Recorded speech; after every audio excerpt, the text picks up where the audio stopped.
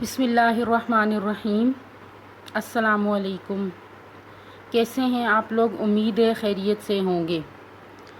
تاریخ 12/6/2020 سب کی معلومات نمبر 4۔ مضمون اردو، جماعت ہشتم، معلمہ بینش۔ سبق نمبر 4، حضرت عثمان غنی رضی اللہ تعالی عنہ۔ اگلے سبق کی طرف جانے سے پہلے ہم سابقہ واقفیت دیکھتے ہیں۔ سابقہ واقفیت گرامر کسے کہتے ہیں؟ ہم نے گرامر کا ایک ٹاپک پڑھا تھا، عنوان پڑھا تھا محاورہ، ٹھیک ہے؟ تو سب سے پہلے گرامر کسے کہتے ہیں؟ زبان کے اصول یا زبان کے قواعد۔ پھر اس کے بعد محاورہ۔ محاورہ کیا ہے؟ محاورہ دو یا دو سے زیادہ الفاظ کا مجموعہ جو حقیقی معنوں کے بجائے مجازی معنوں میں استعمال ہو، محاورہ کہلاتا ہے، ٹھیک ہے؟ جیسے دل بھر آنا، آنکھوں میں آنسو آنا، فراٹے بھرنا، تیز دوڑنا، دن پھرنا، اچھا وقت آنا۔ پھر ہم نے مرکب عطفی کی پہچان جو ہے مرکب عطفی کے بارے میں پڑھا۔ مرکب عطفی یعنی جو عطف اور معطوف جو ہے ان سے مل کر بنے اور ان کو درمیان جو ہے وہ واو عاطفہ کا استعمال ہو تو وہ مرکب عطفی ہیں۔ تو اس کی پہچان کیا ہے کہ اس میں واو کا استعمال ہوتا ہے، حرف عطف یعنی واو عاطفہ کا استعمال ہوتا ہے، ٹھیک ہے؟ اب ہم آگے آتے ہیں اعلان سبق کی طرف۔ تو آج کا ہمارا سبق ہے حضرت عثمان غنی رضی اللہ تعالی عنہ، ٹھیک ہے؟ بسم اللہ الرحمن الرحیم۔ آج ہم اردو لازمی کی کتاب کا سبق نمبر 4 پڑھیں گے، حضرت عثمان غنی، ٹھیک ہے؟ صفحہ نمبر 16۔ دیکھیں، حضرت عثمان غنی رضی اللہ تعالی عنہ۔ حضرت عثمان غنی رضی اللہ تعالیٰ تیسرے خلیفہ بھی تھے۔ پیشے کے اعتبار سے یہ تاجر تھے، حضور صلی اللہ علیہ وسلم کے ساتھی تھے، ٹھیک ہے؟ ان کی عادات کیسی تھی؟ نرم خو تھے اور غنی تھے، ٹھیک ہے؟ غنی سے مراد کیا ہے؟ سخی تھے، سخاوت میں سب سے آگے ہوتے تھے یہ، ٹھیک ہے؟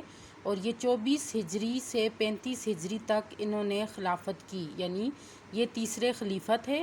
پہلے خلیفہ حضرت ابو بکر صدیق رضی اللہ تعالیٰ، دوسرے حضرت عمر رضی اللہ تعالیٰ اور تیسرے حضرت عثمان اور چوتھے حضرت علی رضی اللہ تعالیٰ۔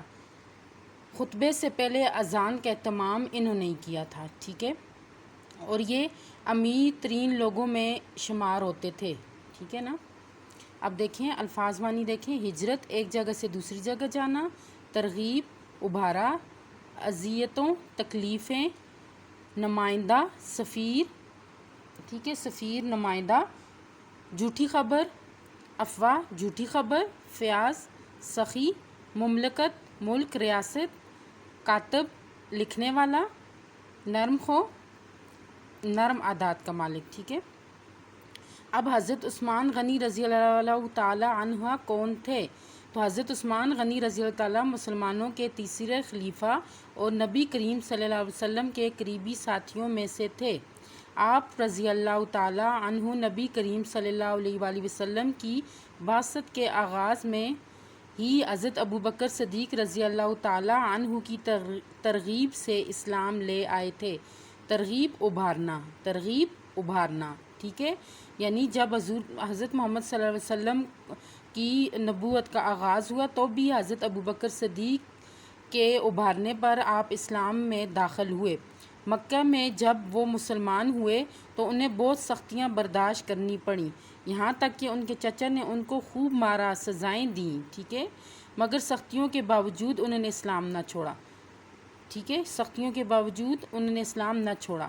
اہل مکہ کی اذیتوں سے تنگ آ کر آپ رضی اللہ تعالی عنہ نے حبشہ کی جانب ہجرت کی، یعنی جب اہل مکہ نے آپ پر بہت زیادہ سختیاں کی، آپ کو سزائیں دیں، تو آپ نے کیا کیا؟ مکہ چھوڑنے کا فیصلہ کیا اور مکہ سے حبشہ کی جانب ہجرت کی۔ مگر کچھ مدت کے بعد مکہ میں یہ افواہ یعنی جھوٹی خبر پھیلی کہ سب مکہ والے مسلمان ہو گئے ہیں، تو آپ رضی اللہ تعالی عنہ مکہ واپس آ گئے۔ بعد میں جب ہجرت کا حکم ہوا تو ہجرت کر کے مدینہ چلے گئے۔ تو آپ رضی اللہ تعالیٰ کس کی ترغیب سے اسلام میں حضرت عثمان رضی اللہ تعالیٰ کس کی ترغیب دلانے سے اسلام لے آئے تھے؟ تو حضرت عثمان رضی اللہ تعالیٰ حضرت ابو بکر صدیق رضی اللہ تعالیٰ عنہ کی ترغیب لانے سے اسلام لے آئے تھے، ٹھیک ہے؟ اچھا آگے چلتے ہیں۔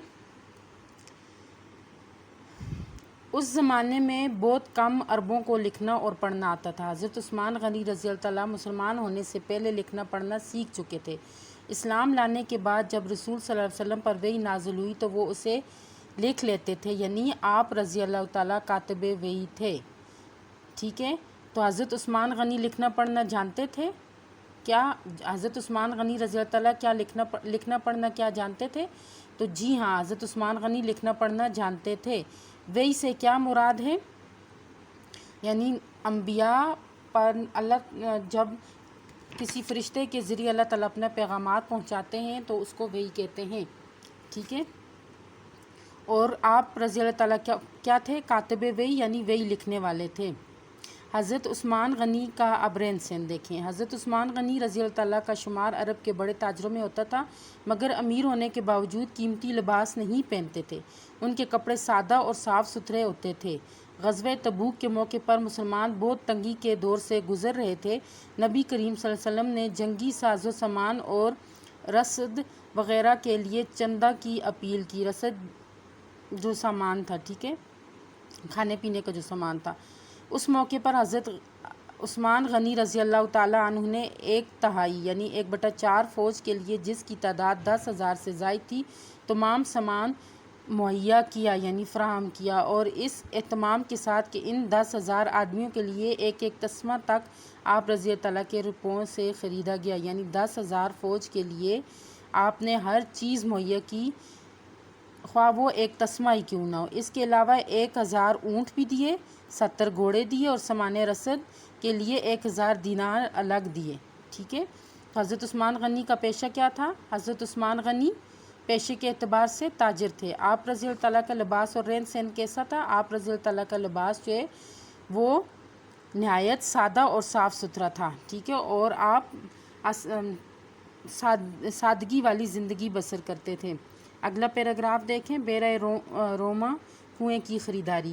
حضرت عثمان غنی رضی اللہ تعالیٰ نیک ہونے کے ساتھ ساتھ فیاض بھی تھے، سخی بھی تھے۔ مدینہ میں ایک یہودی رہتا تھا جس کے کنویں کا پانی میٹھا اور صاف تھا۔ اس کنویں کا نام بیرہ روما تھا۔ یہودی کسی کو اپنے کنویں سے مفت پانی لینے کی اجازت نہ دیتا تھا۔ زیادہ تر مسلمان غریب تھے اور پانی کی قیمت ادا نہیں کر سکتے تھے، مجبوراً انہیں دوسرا کنووں کا کھارا پانی پینا پڑتا تھا، یعنی گندا اور میلا پانی۔ حضرت عثمان غنی رضی اللہ تعالیٰ نے جب یہ دیکھا تو انہوں نے یہودی کو قیمت دے کر کنواں اس سے خرید لیا اور مسلمانوں کے لیے وقف کر دیا۔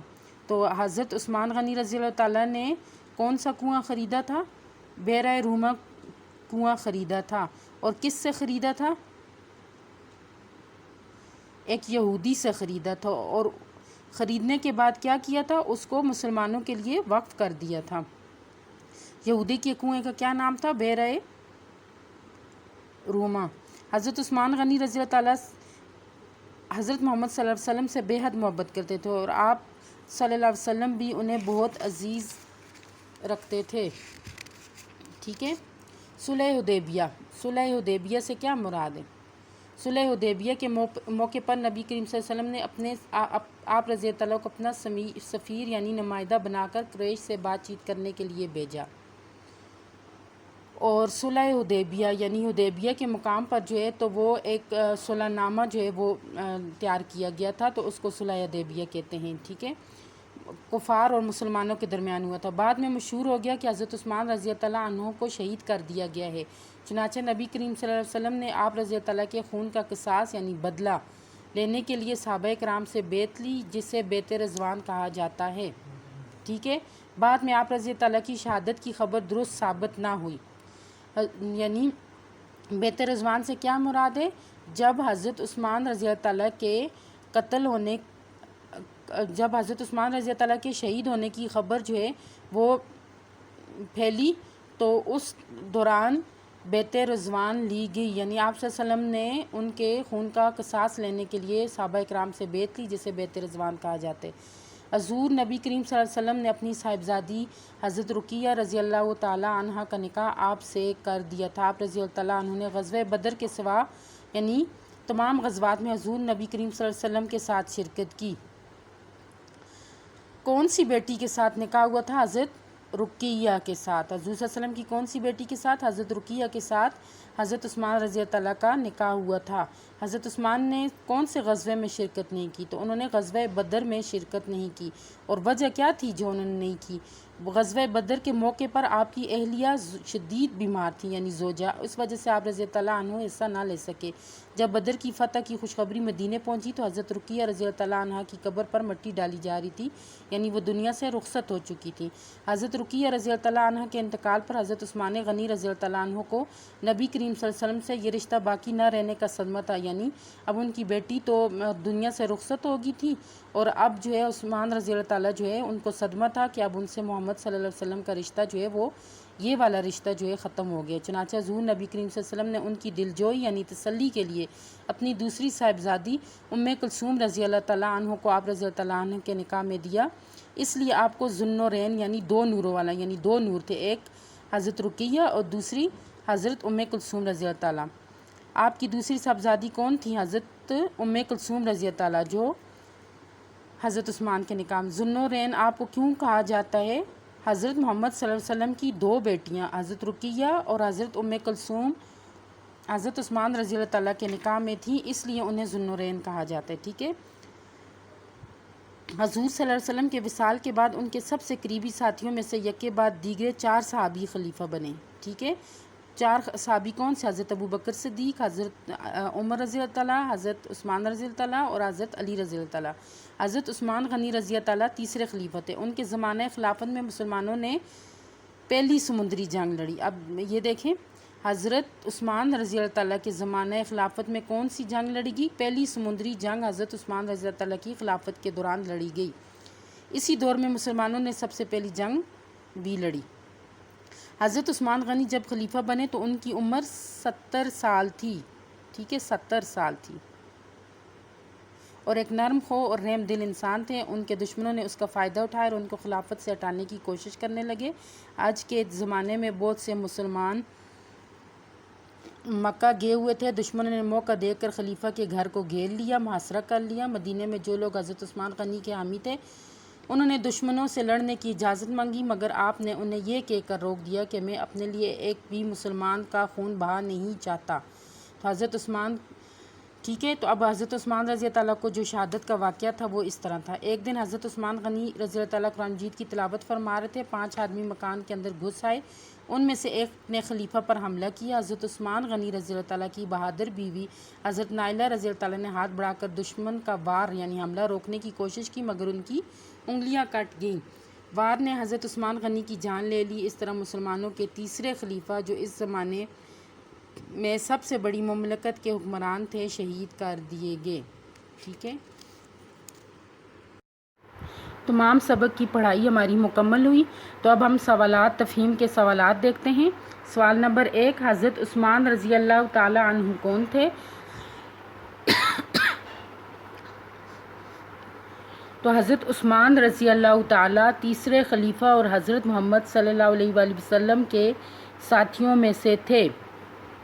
سوال نمبر 2، حضرت عثمان رضی اللہ تعالیٰ عنہ کا پیشہ کیا تھا؟ تو حضرت عثمان رضی اللہ تعالیٰ عنہ کا پیشہ کیا تھا؟ وہ تاجر تھے، پیشے کے اعتبار سے وہ تاجر تھے۔ سوال نمبر 3، حضرت عثمان غنی رضی اللہ تعالیٰ عنہ نے کتنی عمر میں خلافت کی؟ تو حضرت عثمان غنی رضی اللہ تعالیٰ عنہ نے 70 سال کی عمر میں خلافت کی۔ بیعت رضوان سے کیا مراد ہے؟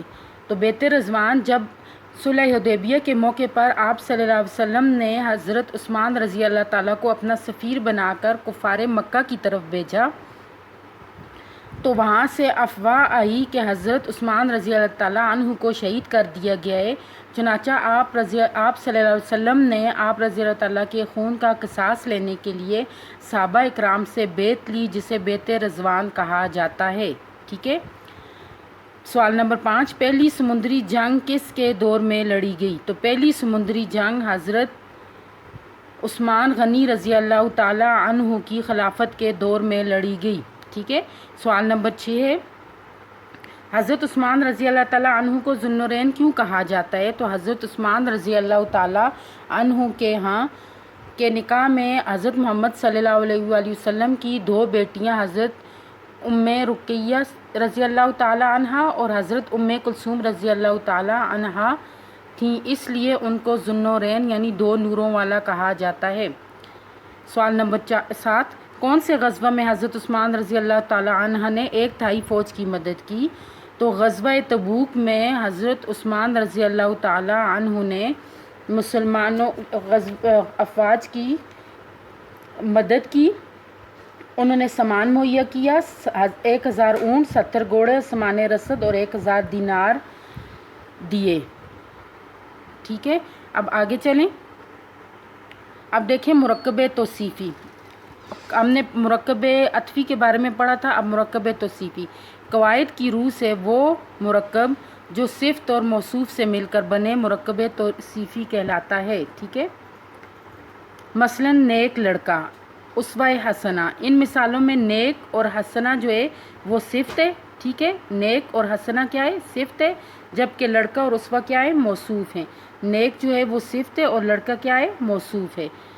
ٹھیک ہے، تو اب آپ کو سمجھ آ گئی ہوگی کہ کسی بھی اسم کی صفت جو ہے وہ اس کو جو ہے توصیف صفت، اور کوئی بھی اسم اور اس کے ساتھ اس کی صفت آ جائے تو وہ مرکب توصیفی ہوتا ہے۔ ٹھیک ہے، صفت اور موصوف جو ہیں تو وہ مرکب توصیفی ہوتا ہے۔ اب گھر کا آپ کا کام کیا ہے کہ آپ نے خوش خط کر کے اس سبق میں سے 5 مرکب توصیفی تلاش کر کے لکھنے ہیں اور ان کی پکچر بنانی ہے۔ پکچر بنا کے وہ مجھے ہوم ورک آپ نے سینڈ کرنا ہے تاکہ میں آپ کو نمبر دے سکوں اور آپ کے نمبر لگا سکوں۔ ٹھیک ہے، اوکے بیٹا، اللہ حافظ۔